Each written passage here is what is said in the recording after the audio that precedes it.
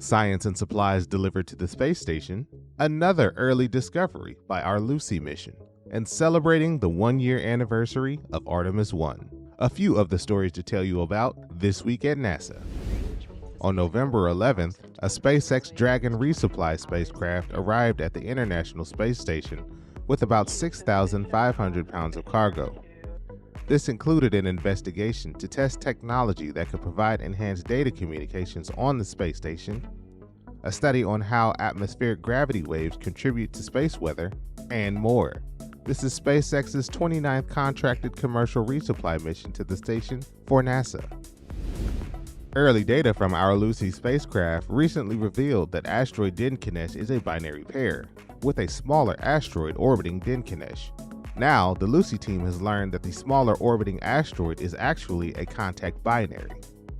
This means it is made of two smaller objects touching each other. This is the first ever contact binary seen orbiting another asteroid. November 16th marked the 1-year anniversary of Artemis I.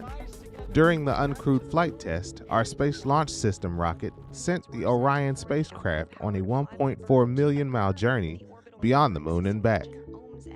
Artemis II, which will be the first Artemis mission to fly astronauts around the moon and safely return them to Earth, is targeted for launch no earlier than November 2024. NASA Associate Administrator and former astronaut Bob Cabana will retire from the agency effective December 31st, after more than 38 years of service. Cabana is NASA's third highest ranking official, and a veteran of 4 space shuttle missions, including 2 as commander. He also served as director of our Kennedy Space Center, where he led the center's transition to a multi-user spaceport following the retirement of the space shuttle. That's what's up this week at NASA. For more about what else we're up to, check out nasa.gov.